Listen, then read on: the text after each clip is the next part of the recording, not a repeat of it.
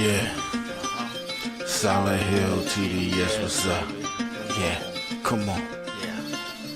I.O.W. Sports Network, late night edition. Let's go.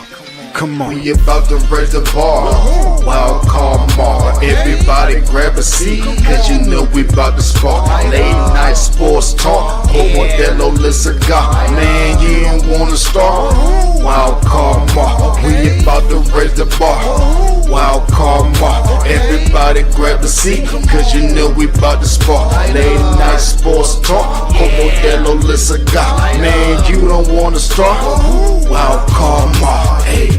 L Boogie with the hot flame, ashtray full of top names, little tree for your membrane. This the 9-hour time frame. I just snatched up a 6-pack, got my hands on a lid pack, whipping up a little batch of snacks. Yeah, man, I think I'm all set. Late night, can't sleep, go ahead and just tap in. Better grab you a cold one, and we about to get some laps in. Wild card on the microphone, he'll hit you with a couple flurries. Y'all need to just strap in for some entertainment sports commentary. About to raise the bar.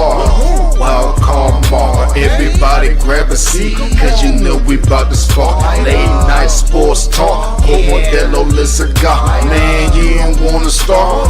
Wild card mark. We about to raise the bar. Wild card mark.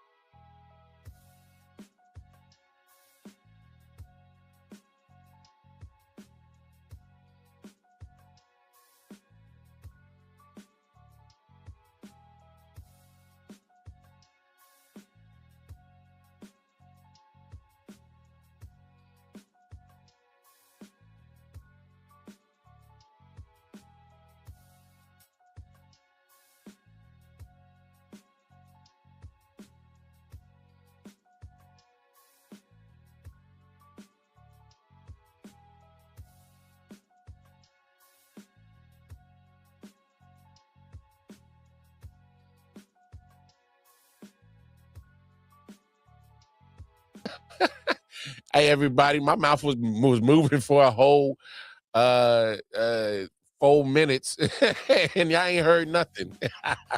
Anyway, happy birthday. So my man 40 Water, the guy that created the song leading into the show. Shout out to my man. Love you, my brother. Happy birthday. Hope all is well. Hey, can never show enough love to my brother, man. He's very dope, artistic minded individual. And just hey, one of God's gifts to the world, for sure. Sports. Hey, let's talk some sports because I didn't already messed up. I had my old goofy ass on mute. Rookie mistake for like the last 4 minutes. So let's just get to let's just talk some sports after I didn't mess that up. So that is crazy. I haven't done that in so long. Just make a rookie mistake like that. But look, hey, World Baseball Classic. Hey, let's just call it what it is, man. Tough night for the bats of Team USA. And look, I want, all right, let's just call a spade a spade. All right, USA just didn't show up tonight. The bats didn't. Let's say that. The pitching staff for the USA, they showed up. They did what they were supposed to do, at least when it mattered. They couldn't get no help, and the bullpen couldn't close the door. Got some key hits. Miguel Garcia, who ends up being the World Baseball Classic MVP. Shout out to him, a Royal. Hey, shout out. Hey, my Royals put up. Hey, they players was doing it for the World Baseball Classic. Shout out to my Kansas City Royals, who were part of the whole World Baseball Classic thing overall as a squad. They did very good. But Miguel Garcia did his thing. Abreu homered. It was looking real grim. I was like, man, the pitching for Venezuela was on point tonight. And just bats went cold. Oh, the bats went cold. Absolutely went cold. And lo and behold, Bryce Harper, who I like Bryce Harper. All right. So I don't want this to make it seem like this is a bash Bryce Harper moment, because it's not. I will say this. I was waiting for Bryce to kind of show up. I was waiting for Bryce to kind of be in this moment, a big moment, make a great play, show why, he wants to be that face of baseball, why he wants to be that well-known figure associated with, even for the casuals who don't watch a lot of baseball, but they would know Bryce Harper. He wanted to show why he did, and he made a clutch home run in the bottom of the eighth. Clutch. That 2-run home run had me going crazy in the house. My wife was like, hey, what's all that screaming? Because I went crazy. Bryce Harper, I was like, all is forgiven. Because you was kind of playing kind of shaky in this World Baseball Classic. And I'm just like, man, if there was any moment for you to show up and show out and have that moment, it would be now. And he showed up in the 8th inning, and I was like, yes, Bryce Harper, yes. But then again, it didn't matter because Team Venezuela, they countered immediately in the top of the 9th, putting them on top 3-2, and then they was able to close it out with 3 more outs. And that was, it's like that Bryce Harper home run, a 2-run shot was the last gasp, because the bats went so cold, and that was pretty much the only time that they was able to get on the board and then actually make something happen. It was like, damn, that was it. Because it was so late in the game. Clearly, they were getting shut out that whole game. I was like, damn, they ain't looking too good. Literally, it wasn't looking too good. You just got to give Venezuela the credit. They did what they supposed to do. They came in. Pitching was pretty much the dominant key piece to help them, shut down Team USA. Venezuela gets their first ever World Baseball Classic championship, and place went crazy. All right, they defeated the defending champion Japan. Also, a hot Italy team who was coming in hot, beat Team USA with all those stars in that lineup and bullpen. And so you just got to give Venezuela their credit. I get it. You know, they got some Major League Baseball talent on their roster as well. Of course they do. All these international countries got some Major League Baseball talent on their squad. But when you got the Team USA with literally the whole roster is loaded with not just MLB talent, but like key names. And one of those key names that really disappointed me when it really, really, really, really, really mattered the most. I got to say it. All right. Aaron Judge. All right. I already didn't seen the conversation around his name across the internet, and I kind of laughed and chuckled at it a little bit, but there's some truth to some jokes. There's some truth to some jokes. Now, Aaron Judge, again, I think you're a phenomenal player. Multiple MVP. All right. The Yankees paid you a lot of money because you know how to hit, not only for power, but you know how to hit. Right? The man knows how to hit. All right. He can hit for average. Okay. He damn sure knows how to hit for power. I mean, all rise.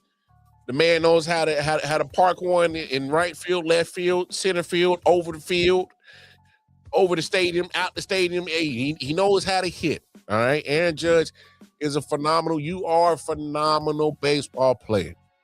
All right. But I'm a baseball fan and I keep it a buck about everything that I see. And there's times that I see you, as talented as you are, I see you crumble in big moments quite often. Quite often I see Aaron Judge come up, how big he is and how big his aura is. It comes with being Aaron Judge, and they all rise. And yeah, everything's big, you know. And you get in these big moments with big old Aaron Judge, and he got his big old bat, and he's ready to hit a big old hit, maybe even a big old home run. And just a moment so damn big. Everything big. Manny Fresh style. Everything big. And then in that big moments, you waiting for big old Aaron Judge to take his big old bat and hit a big old hit or a big old home run in a big old moment. And he comes up small. I mean, hey, look, I played baseball growing up. All right. I know how hard it is to hit a baseball. I think it's one of the hardest things to do in all of sports. I think it's very difficult to hit a baseball. And then let alone make it to that level where you got to hit 100-mile-per-hour fastball plus 100 plus. Some of these hurlers is throwing 100 plus. Oh, they got a change up. Can you hit that? You didn't see 100 miles per hour, and then he drop that thing back to 87. Can you hit that change up? Oh, you think you can hit a change up? Can you hit a curveball when it starts at the top of your head and then drops by the time it gets to your knees when it clears the zone? Can you hit that? Huh? Can you hit the cutter? Can you hit that slider? Can you hit that slurve? Can you hit that screw? Can you hit that knuckle? Can you? Look, hitting the baseball is hard. It's tough. All right? It ain't easy.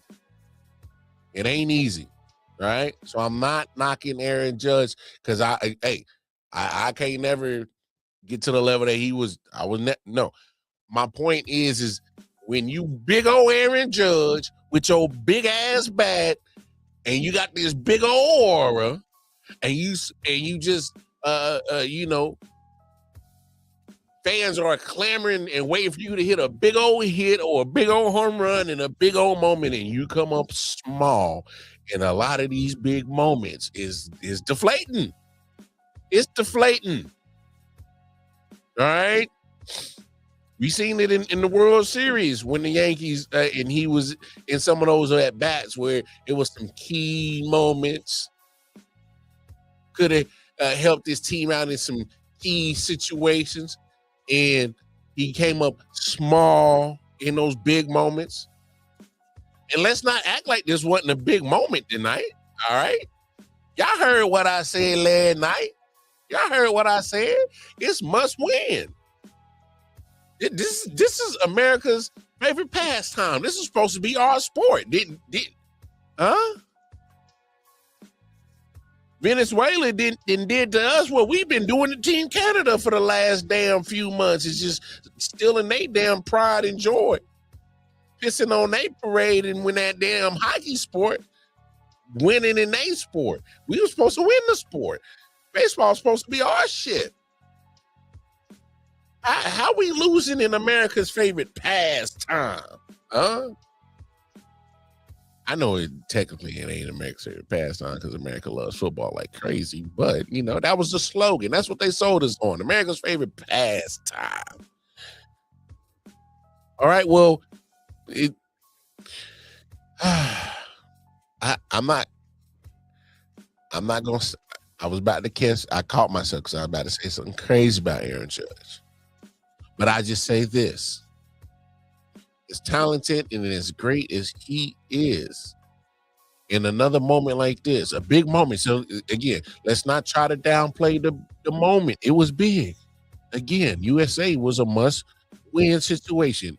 But you saw how every country, every player, every fans, every atmosphere, you felt the importance of this World Baseball Classic day in and day out, from pool play to knockout round to the championship round. You felt the drama, the excitement, the anticipation. Like literally, I'm sitting at home just like, all right, the team's down 2-0. Team USA down 2-0. There's at some point in time, it ain't gonna last forever. Gonna break through. Bryce hits the home run. Place goes crazy. Half the place goes silent because there's a very pro-Venezuelan crowd in the stadium tonight. So you hear Venezuelans going crazy. You hear Americans going crazy. The atmosphere is bonkers. You can feel it through the TV. Come on, man. Big moment. And Aaron Judge again comes up small. It ain't me hating. It's just the truth. How many times have we seen in postseason action where Aaron Judge, big moment, big bat, we want you to hit a big hit or big home run, come up small. Y'all can stop me when I'm lying. Y'all can stop me when I'm lying. Yankees fans, stop me when I'm lying. How many times y'all seen y'all big old outfielder Aaron Judge with his big bat come up plate in a big moment, come up small? All right, okay. Hey man, I'm just saying. You know, there's a difference. Sometimes where, you know, I get it. He's an MVP. Been an MVP, multiple time MVP. But come on, man. I need your value to matter the most when the moment matters the most. I mean, that's just me as a sports fan. When a cat is doing so much and he's doing so many great things and he's doing this and doing that, getting accolades for this, accolades for that, it's cool. Hey, that's cool. But is it resulting in championships? And obviously, I know that is a team situation. I understand that. So I'm not faulting Aaron Judge for the lack of not winning championships, all on him. But what I'm saying is, in a sport like baseball, where yes, your own personal success can lead to team success because can't nobody hit for you in baseball. It's you at the plate. You directly affect that. So, and that's what I'm saying. So, you know, personally, he can affect the scoreboard. And when Aaron Judge keeps coming up short, coming up small in these moments, then hell, what am I supposed to see? What am I supposed to say? I'm only going based off my thoughts and feelings and opinions, or based off what I see. That's just fact of the matter is. And yet again, my big right fielder, who's supposed to be the big dog captain for Team USA, with his big bat, I need the guy to come up with a big hit in a big moment, again, come up small. Point blank period. Call a spade. That's just what it is. All right. Shout out to my podcast, bro. That is the one and only, the podcast tribal chief. All right. Acknowledge D, Bobby G. But man, hey, as great as Aaron Judge is, I'm starting to see a trend that the clutch gene may not be as big in big old Aaron Judge as most think or hope it would be. Because my man went 0 for 4 tonight in a championship situation. This is it. Knockout round. You lose, you go home. You win, you're the WBC champs. My man Aaron Judge has 4 opportunities to directly affect whether Team USA was going to win or not. And he came up small in those big moments. All right. I'm just saying, man. Just saying. We've seen him struggle against the Dodgers in the World Series in some moments where he could have helped his team sway some points and look for the Yankees. Came up small. But I shouldn't just pick on Aaron Judge. But guess what? When your name's Aaron Judge, you're one of the names on the roster. Hey man, somebody got to get majority of the scrutiny. Hey, with big name, big responsibility, that comes with it. That comes with a lot of, criticism. Criticism comes to those who think that they can handle it. All right. Criticism is always going to be heavy on him. And he should be used to it by now. You in New York, bro. You in New York.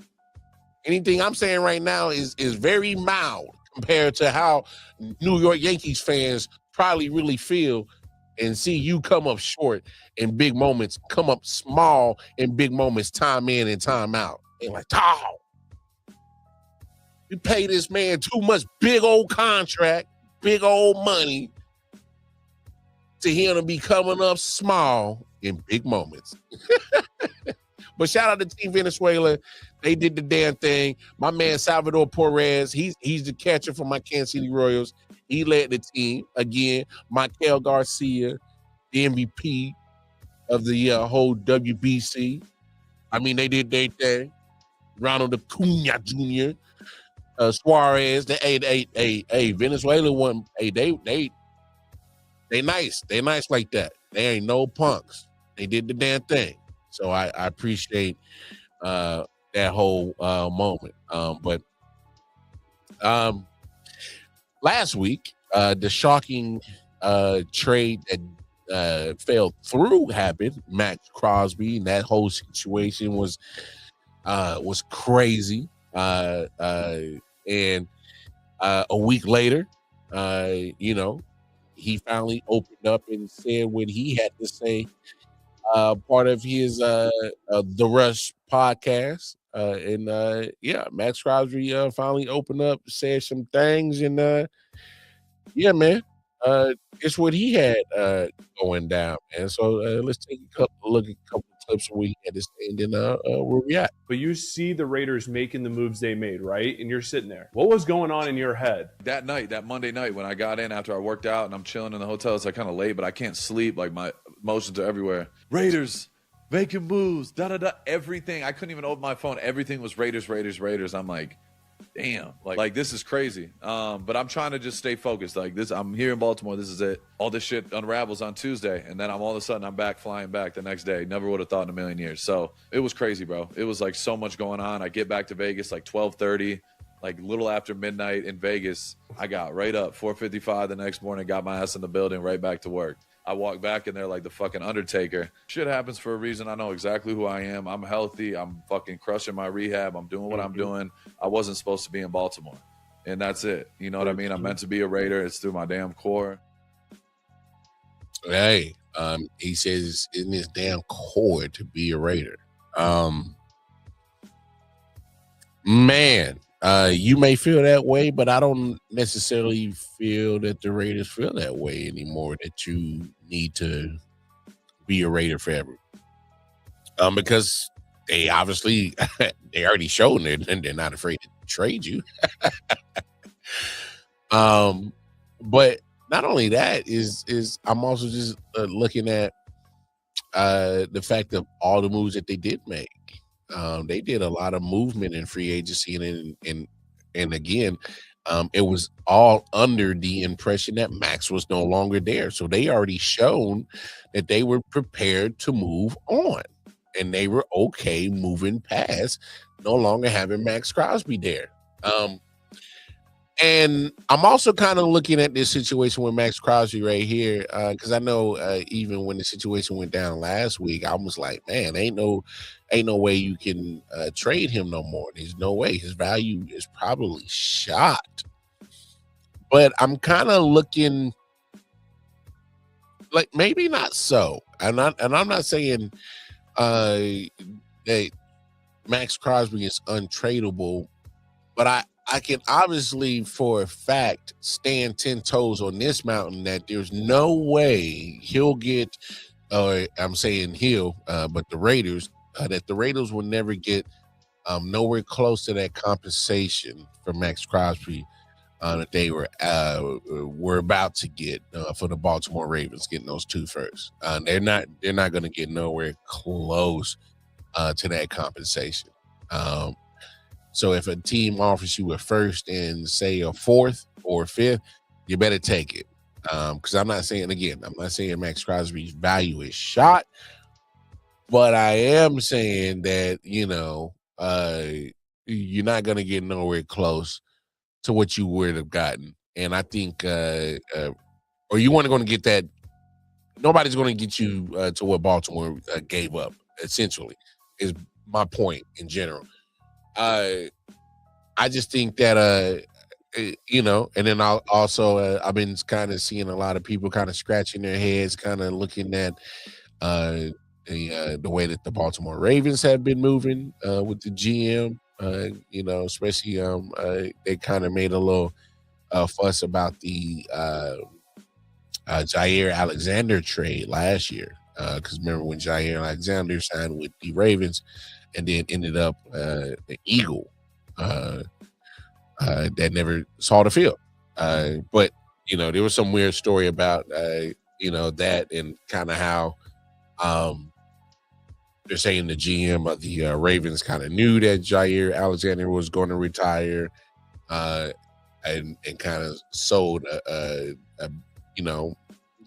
some bad goods to the Eagles because Jair, it was quoted that Jair was having trouble, with some rehab stuff, some mental stuff, and he was ready to walk away from the game.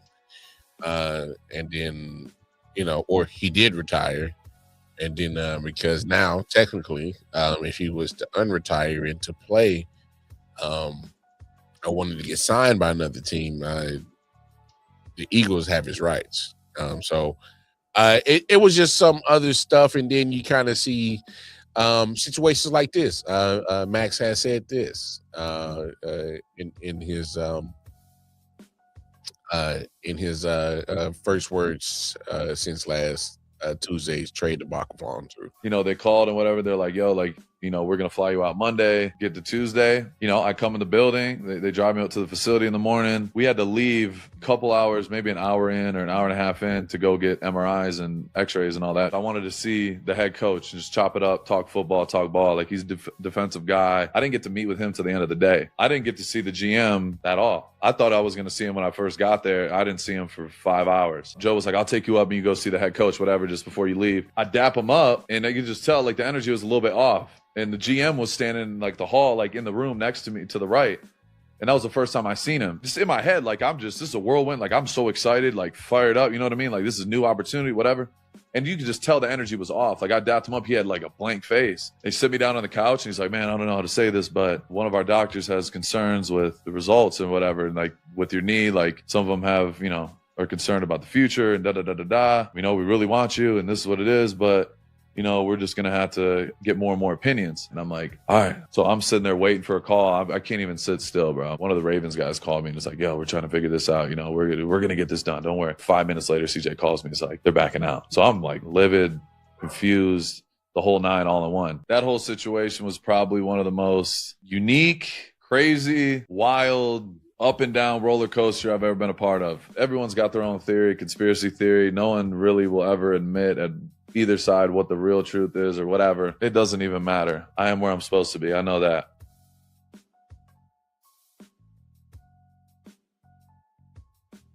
Rush. So that's coming from Max Crosby. Hold on, guys. I got some haters in the chat. Was King Alfred? KCR bums. You won't ever win the championship again.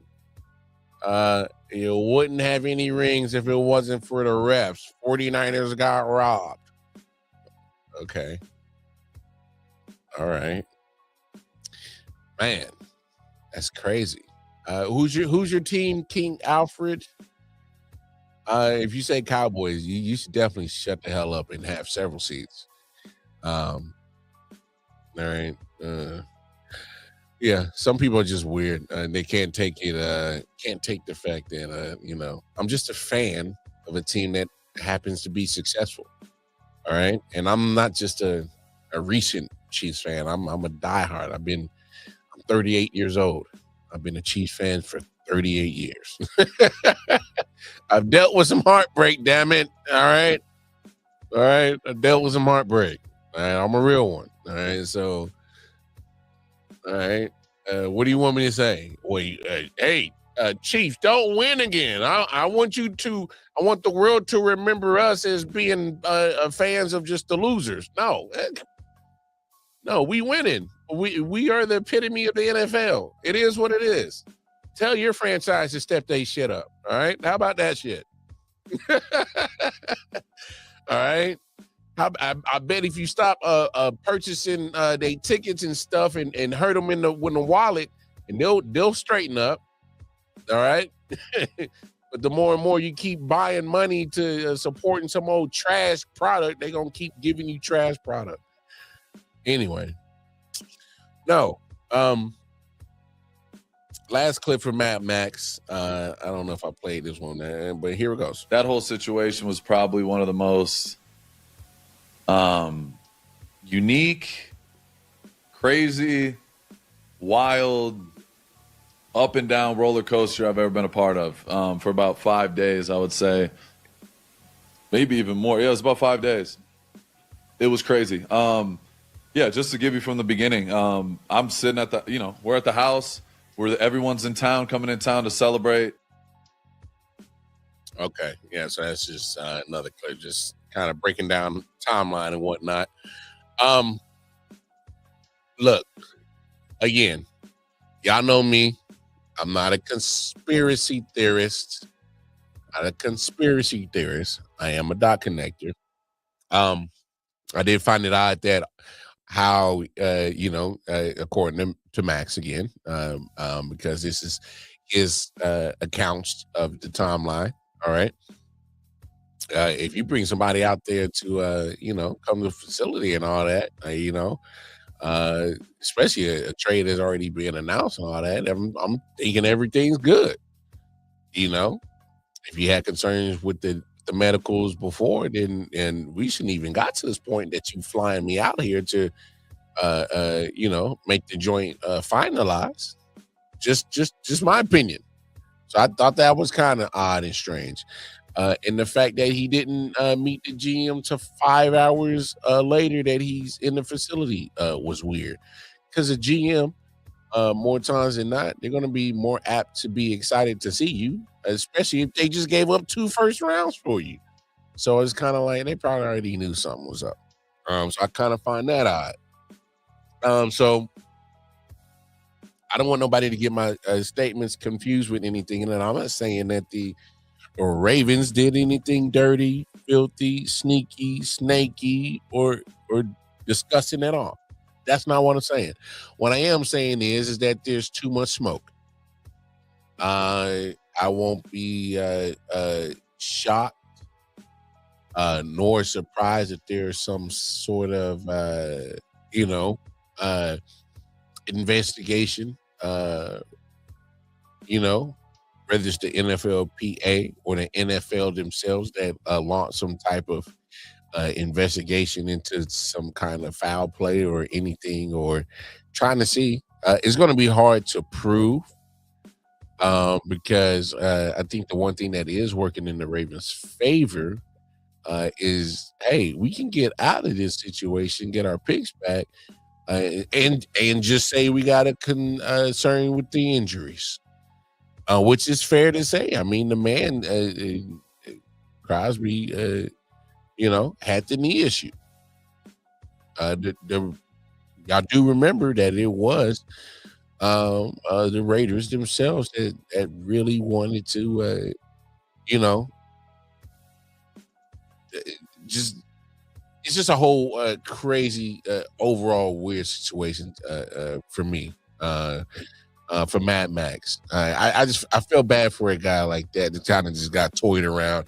He's excited, being in a new place. Because I definitely think that after all the situation of him wanting to get shut down at the end of the season with the knee injury and him wanting to, I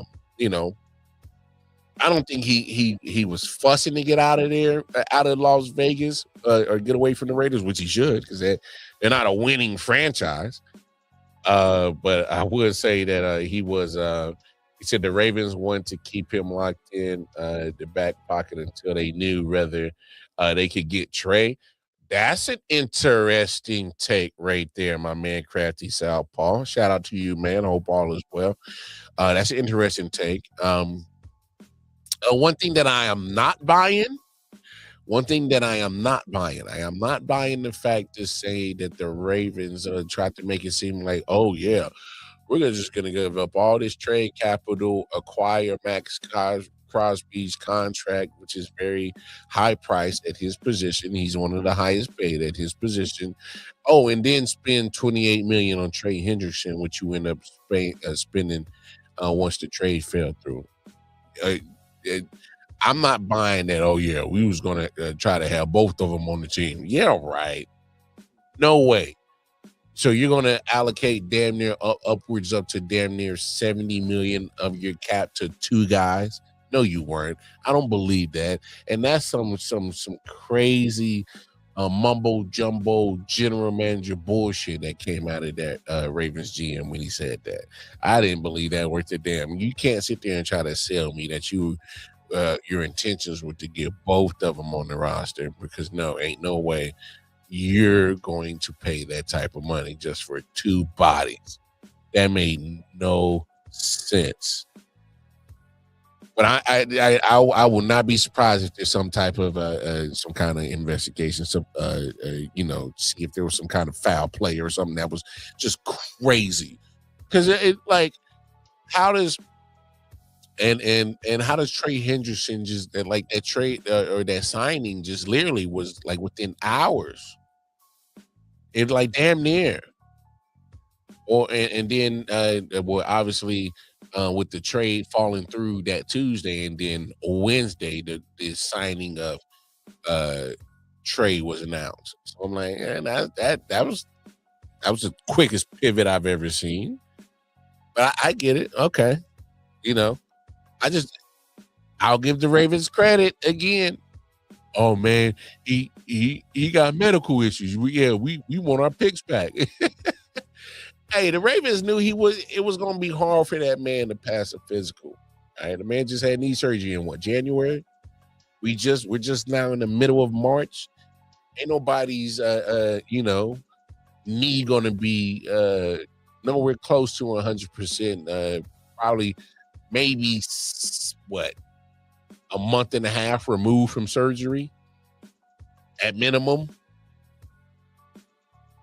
Oh yeah. That's the easiest way for this to get out of that and get our picks back. I will say this. Now, you say that crafty softball. Again, I'm not a conspiracy theorist, but I have a thought that maybe it was like, wait, Trey Hendrickson ain't moving? Nobody's trying to sign Trey? Oh, he's asking for $30 million and nobody's moving on him?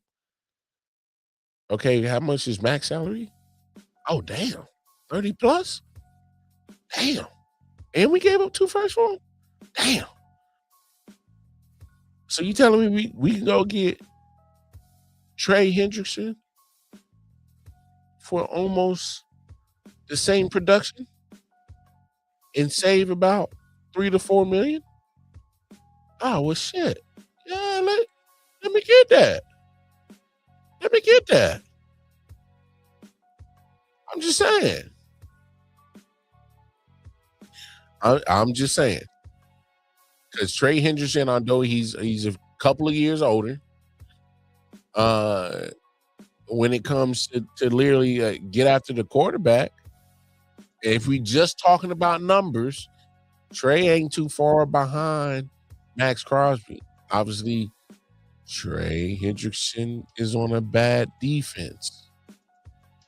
Very bad defense. I mean, to be fair, so was Max Crosby on a bad defense in Las Vegas, but they showed they put a lot of money on that side. So I don't know how y'all feel about that one. I just thought that was crazy. That whole situation with the Ravens and stuff was crazy. In the NFL rules, part of the problem, in my opinion, they shouldn't allow trades to be discussed until the new season officially begins. I don't disagree with that. I just think that the NFL is so their company structure and how they operate, their operation functions is to make sure that we can have NFL talk 24/7, 365. I think that the reason they do that is because, especially during the quote unquote tampering allowed period of the off season, I think they're kind of treating it in that same stance that, hey, let's kind of create some buzz around our league. And we just finished up combine, pro days are starting to going to start coming into full swing. Let's get everybody amped up for going to the draft. I just think it's just another situation where it's just to build hype, build buzz, and with buzz and popularity equals money. So yeah, I just think that all kind of falls hand in hand. 505, what up? How are you? I'm good. How are you? 505. All right. Yeah. Mad Max, I would love for you. Can I be honest? Well, of course I'll be honest. I am. It's my show. I think you can still move Mad Max. And I know I kind of, said last week that I was kind of maybe confused on if his value was still high. But I think my main point with the whole Baltimore thing is because you look at some situations where the dots just not connecting. Not saying again, not there's some conspiracy or some foul play or anything, but maybe you could look at if you're a team that really absolutely needs a stud 29-year-old pass rusher, and you got some money. I mean, yeah.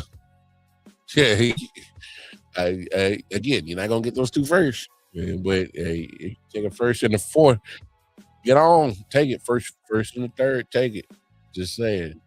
But speaking of trades, Jalen Waddle. I did not see this coming. Hey man, woo, boy, they over there just over there just cleaning house out there in Miami, man. Jeff Hafley, a new coach that came from Green Bay, man, he's gonna have his work cut out. I don't know if this was something that he might have wanted to happen prior to taking the job. And then I absolutely feel bad for Malik Willis. No Tyreek Hill. No Jalen Waddle. So the top two receivers over the last few years for Miami no longer there.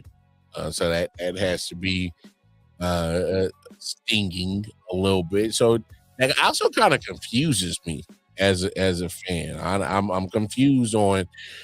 You gave Malik Willis the money as the quarterback, moved off of Tua finally, and then you start cleaning house, start taking away weapons. I mean, that's kind of weird.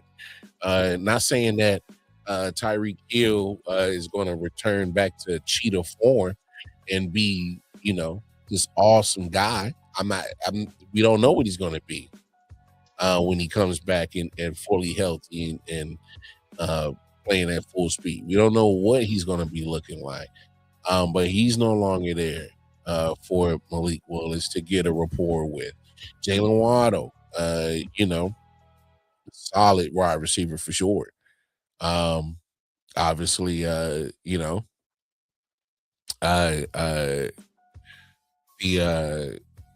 Broncos felt a little bit, higher about Jalen Waddle than most teams because they traded for him, gave up the first for it. And I'm kind of like, okay, that's kind of shocking. Because my thing is like at some point in time,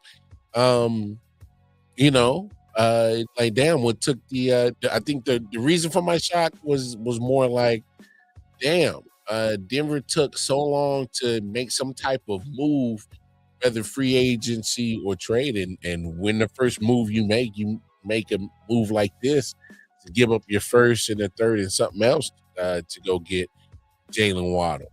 That was crazy, absolutely crazy. So is in this situation, let's look at this from the Broncos side. I think they needed to make this trade.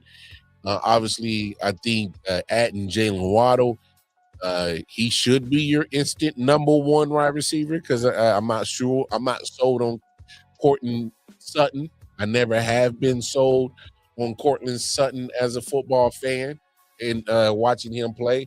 And obviously, being a Chiefs fan, I see him twice a year. But no, never. There are some times where he comes up with some solid games, and hey, the Broncos even gave him an extension last year. But there was also rumors that they was ready to move off of him at the deadline. So either you love him or you don't. But if you don't love him, go get a damn good number two that can easily be a number one on most teams. That is Jalen Waddle. The man is and if you look at his whole his numbers and everything, he's been fairly available Not too many games missed, and missing games and due to injury and whatnot. So he's not missing a lot of football. Stays relatively healthy. I think his route running skills are pretty solid, damn good, solid for sure. But yeah, the Broncos addressed the issue because, and no disrespect to what they got in the room, I just think that they got some solid pieces at wide receiver, but nothing that's going to wow you. And also, with Jalen Waddle being part of the Denver Broncos, I thought it was funny how he had that little clip where he was talking about, I'm gonna beat up Pat Surtain, and and then Surtain responded. And then I saw that they had FaceTime after the trade, but if you saw the clip, it looked like Kyler, or not Kyler. I got it mixed up. That Waddle kind of knew something. Because one guy asked him, he's like, if there was somebody to fight, blah, blah, blah. He's like, oh yeah, man, it'd be, it'd be Pat Surtain, I'll whoop his ass, and he did it with a smirk on his face. So that's when I kind of knew something was crazy. What's good? I'm good. How are you? I'm good. How are you, Hassan? Is that what that is, Hassan? MF? Yeah. But hey, look, Jalen Waddle, he does provide some damn good wide receiver skills at that position, which the Broncos do need to upgrade that position for sure. So whether they go into the draft or not. Also, hey, if you're a Dolphins fan, look, again, I am kind of scratching my head because I'm like, well, why did you why would you bring in Malik Willis as the QB of your future and you have nothing really going? They're a 7-10 team and from last year. And I'm kind of looking at the situation where, hey, what are we doing? What are we doing? If you're a Dolphins fan, if you're a Dolphins fan, you got to be asking, like, what are we doing? Obviously, we keep trading away all our good pieces, and we're getting draft capital, which is good. All right, which is good. So I might as well keep it going. No disrespect, Devon A-Chain, I like you. If I'm getting rid of Jalen Waddle, gotten rid of Tyreek Hill, gotten rid of anybody that was, of worth of value and very, got to compensate them some way in big contracts. Hey, I'm over here thinking to myself, like, damn. I wish I would have stuck with football, man. But no, I think Jalen Waddle obviously upgrades that wide receiver room in Denver, but in Miami, you're kind of like, man, ain't no sense of holding on to Devon A-Chain if we over here,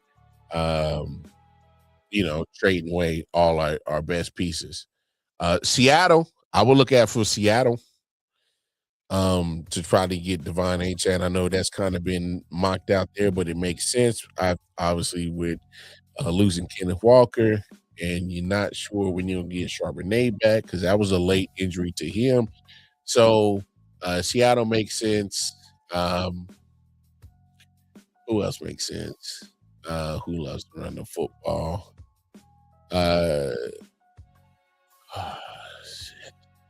Trying to think. Yeah, I'm blanking right now, but for Miami, if I was a Pittsburgh Steelers, I would go after Devon A-Chain. Yep, That was another team that popped to my head too, just a second ago. And so excuse me for being scatterbrains. It's the weed, y'all, and I ain't even smoked in the last couple hours. In the last couple hours is crazy work. But no, with that fire sale going on in Miami, they're going to be loading up on picks. So, not saying that they're going to be trash, but there's going to be some struggles because they're going to have some talent, but a lot of it's going to be very young because they're going to stockpile up a lot of these picks, and that kind of makes Miami a little slightly dangerous. So, you just might want to be careful out there in the East. All right, might want to be careful. Speaking of in the East, I got to bring this up because this is already disgusting as hell. All right, I'm absolutely disgusted. This is already because this is March, y'all. This is March, and this is literally some of the talk that is already going on already. Like we just now getting through free agency, man. Listen to this shit. It just feels like I'm picking the Bills to get to the Super Bowl. I have the Bills too. So that was Buffalo Blue and not Bronco Blue. Buffalo. Not only do I pick them to get there, I pick them to win it. It just feels like it's going to be their year because I like Joe Brady and I like the new energy he's going to bring as the head coach. Sean McDermott was just boring to me. I especially Aqib Talib love CJ Gardner-Johnson. He's my guy. Yeah. Everywhere he goes, good stuff happens. He's got Aqib in that it factor that I can't explain. And then DJ Moore is going to be an X factor because I just think he's in that A.J. Brown league. He's a difference maker, and he's going to change life for Josh. So I got Bills over Rams in the Super Bowl because I'm going to stand by everything I said about the Rams. They're just a little better than the Seahawks, and it's the best division, and that makes them the best team. For the NFC, though, obviously I do have Seattle, but I just think that team is built to make another run this year. I think they've allowed Seattle with Mike McDonald to be good for a really long time. So I think they get back to the Super Bowl next year. And then from the AFC, I have them playing the Buffalo Bills. Now, defensively, that's where they've got to improve a little bit, and I think they will improve. A move that went under the radar, though, that I really liked was them adding Bradley Chubb. I think that's going to help them. He had 8.5 sacks last year, but he was coming off an ACL injury. He had 11 sacks in 2023, so I think they can get that type of production with them. But a reason I really think they're going to take that next step defensively is because who they hired at defensive coordinator. They went out and got Jim Leonard, who's a 10-year NFL vet. He's been coaching now for 11 years. I like what's happening in Buffalo. I like what's happening in Seattle. I've got both the Bills and the Seahawks in the Super Bowl, and I got the Seahawks repeating. I think they'll go repeating. I do. Wow. I do. Oh my goodness. I'm so irritated already. But we shouldn't have. We shouldn't have. Look, I get it. Having these way too early Super Bowl predictions, free agency just finished up, or still going on. We got the draft coming up soon, and look, I get it. But my biggest beef about that whole Skip Bayless and Cody Kessler way too early predictions is who they picked. Haven't they learned their lesson? I don't think they learned their lesson. They're starting March 17th already. Cody Kessler and Skip Bayless are already doing the Josh Allen Buffalo Bills Super Bowl campaign already. This early into the new league season. It's March 17th. And they are already doing the same old that has been going on the last 4 years. Oh, I like Joe Brady, blah, blah, blah, blah, blah, blah, blah, blah, this and that. Oh, come on. We're really doing this again in sports media, folks, trying to convince that Josh Allen and the Buffalo Bills are going to be the ones. Haven't y'all noticed something? They keep letting y'all down year in and year out. Come on, man. Miss me with that. It's crazy.